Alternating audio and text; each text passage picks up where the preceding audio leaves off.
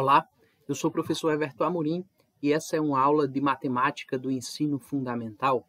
Esta aula está sendo preparada para o 6º ano da Escola Isaac de Alcântara Costa e a intenção é que ela seja utilizada no dia 7/6, quando essa turma tem aula das 2h30 às 4h da tarde. Como agenda para essa aula, nós temos a correção do exercício que foi passado na aula anterior, que tratava a respeito do assunto de leitura de frações. E também iremos conversar a respeito de números mistos. Então, já observando aqui o nosso exercício, que era um exercício bem pequeno de apenas 2 questões, nós temos o seguinte: a primeira questão pede que você escreva como se lê as frações que estão colocadas aí abaixo. E aí, se vocês observarem aqui na letra A, nós temos 3/7. Como é que eu faço a leitura desse 3/7? Os gabaritos já estão aqui embaixo. E aqui na letra A você pode observar que a leitura que nós fazemos de 3/7 é exatamente 3/7, que está aqui, ó.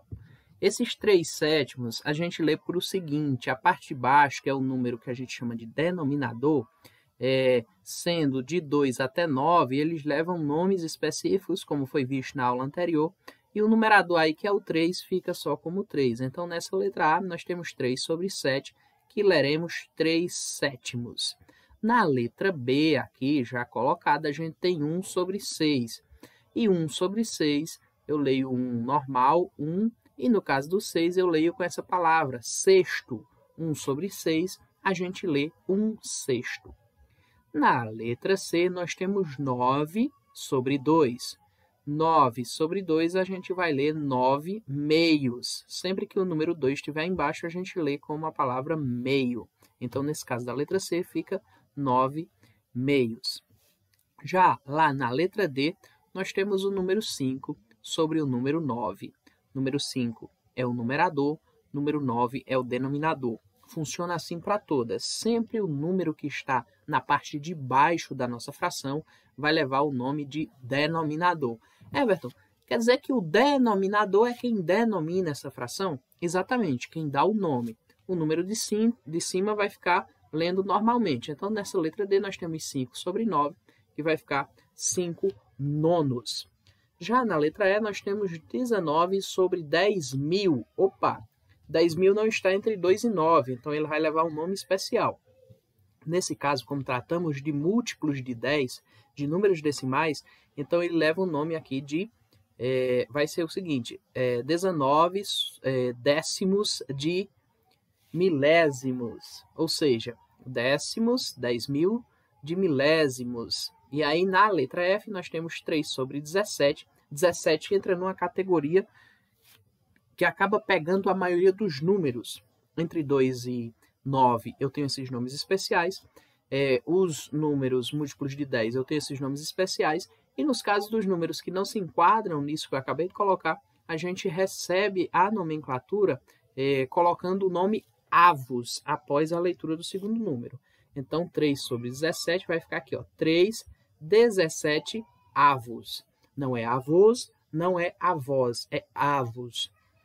Letra G, 5/100, 5 centésimos.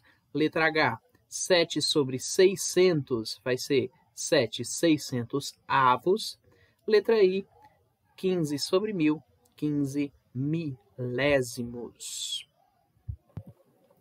A segunda questão diz o seguinte: escreva em palavras 3 frações com denominadores de 2 a 9, 3 frações com denominadores que são potências de base 10 e 3 frações com denominadores diferentes dos casos anteriores. Em seguida, troque as frações que você escreveu com as de um colega para que cada um reescreva com números as frações do outro. Veja bem, pessoal, essa questão aí está dita como uma resposta pessoal porque existem inúmeras possibilidades de você conseguir realizar esse exercício, escrevendo esses números. Então, vou permanecer como a questão sugere e vou deixar a resposta pessoal de vocês. Recebi esse exercício, dei o visto, percebi que a maioria conseguiu compreender com facilidade esse conteúdo. O que nos leva agora a buscarmos perceber o outro ponto da nossa agenda, que vai tratar a respeito de números mistos. E o que vem a ser este número misto? Aí a gente tem no livro de vocês, quem quiser acompanhar, está na página 134. E aí na página 134, a gente tem essa denominação de número misto. E aí ele pede para que você acompanhe essa situação que está sendo apresentada aqui no livro. Ele diz o seguinte: Jairo, que é nosso personagem, ganhou de uma amiga 2 barras de chocolate meio amargo. Cada uma das barras é dividida em 4 partes iguais. E aí aqui a gente tem o exemplo das nossas barras de chocolate dividida em 4 partes iguais.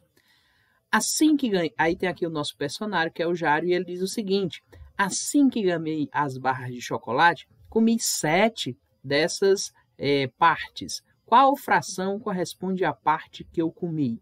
O Jairo aí é bastante guloso, né? Ele comeu quase todas as barras. A gente tem aqui as nossas 2 barras divididas em 4, então tem 1, 2, 3, 4, 5, 6, 8 pedacinhos. E ele de cara já comeu 7. Pense num cara guloso. Mas vamos ver o que é que vai acontecer aqui. Opa! Deixa eu só sair daqui para dar melhor visibilidade para vocês. Nós temos aqui o seguinte: nessa situação, uma barra de chocolate representa um inteiro. Quer dizer que cada barrazinha dessa corresponde a um inteiro, a um pedaço inteiro. A fração correspondente à parte que Jairo comeu é 7/4. Ele comeu 7 desses pedacinhos, cada inteiro tem 4, então ele comeu 7/4. Ou seja, a barra inteira mais 3/4 da outra barra. Ele comeu essa barra inteirinha, depois comeu mais 3 pedaços dessa. Ficou só um pedacinho, né? Então, ele comeu, e aí aqui a gente tem uma representação de como é que isso funciona. Nós temos aqui uma barra representada, e uma barra dividida em 4 pedaços significa dizer que eu tenho um inteiro. O inteiro corresponde a 4/4. 4 dividido para 4 é 1. Por isso, nós temos o nosso inteiro aqui representado nesse pequeno desenho que está aí demonstrado. E aqui nós temos na parte de baixo outra barra representada com os 3/4 que o nosso personagem Jairo comeu dessas barras. Então, aí, quer dizer que ele comeu 7/4, 7/4 dessas barras de chocolate. Mas aí nós já dissemos anteriormente que ele comeu uma barra inteira mais 3/4 da outra. E está aqui, ó, essa representação de 1 mais 3/4. Ou, simplesmente, a gente pode representar assim, ó, 1, 3/4. 1 é o número inteiro, 3/4 é a nossa fração.